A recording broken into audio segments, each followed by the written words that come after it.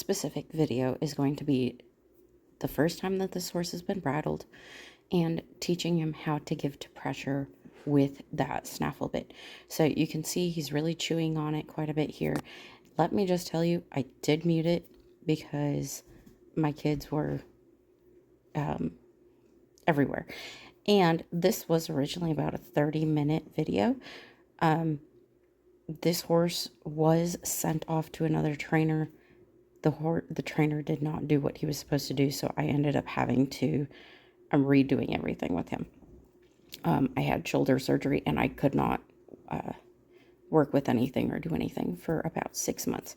So going back, like I said, I'm just going back and I'm going to pick that up. That rein, hold it. If I need to hold it against my chest, I will hold it against my chest. And all I'm asking for is his nose to just tip a little bit. And I'll ask again, see how he tips his nose. Now I might ask a little bit more and release.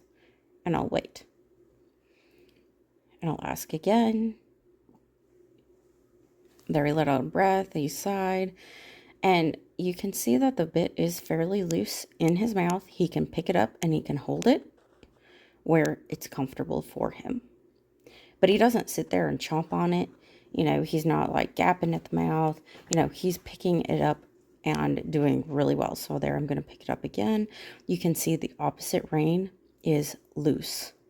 Now, if he just chews on it, I'm just going to hold it steady. I'm not adding it more pressure. I'm just waiting.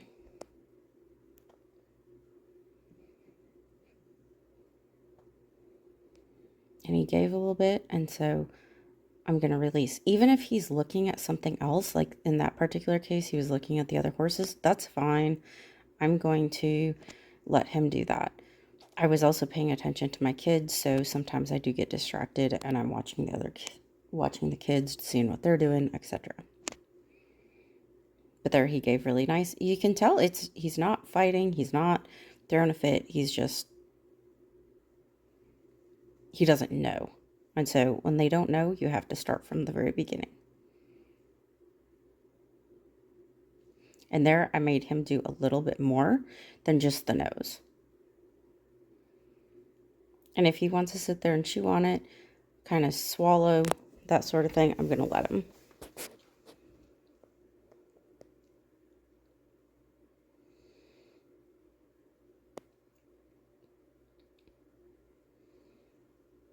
When they release, I'm going to make sure that they do release and give slack to me.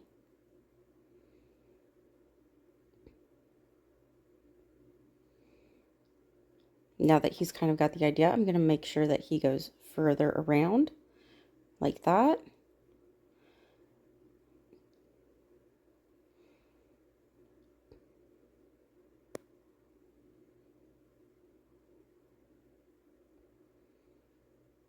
And I'm going to do the same thing on this side. I'm going to start out real light and real, just a little bit. I'm not going to ask for much. I'm not going to ask for much at a time. There, I slid back a little bit so I can actually hold steady. And he gave just a little bit. I'm going to release.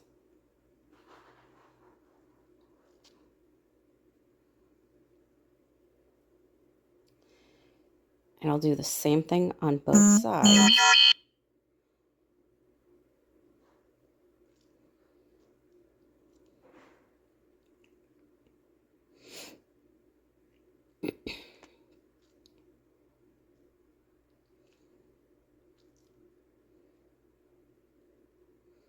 And there I had to step away for a minute and come back. And so this, I'm going back to that right side. I'm going to get a little bit better on that right side. My kids get a little crazy here, so. But he starts to get really good. But then what I was waiting for was more of a relaxation on this side. And so I do a lot of waiting for him to relax. There, he gave quite a bit. And so now it's just a lot of standing around, waiting for him to relax, waiting for him to take a breath, sigh, let the wrinkles out on his nostrils, chew, lick, whatever. And it took him a very long time to be able to do that. So that's what you're looking for when you are asking them to flex on the ground. You do not want their feet to move. If their feet move, just stay steady, move with them, and wait till they quit moving and then release. So I expected this guy to actually move his feet a lot more, but he didn't. He was just more stoic and stationary. He just was very straight like a board, and so I had to really slowly show him what I wanted to do. So, like I said, this is the first time he's ever had a bit in his mouth and the first time I've ever done this with him. So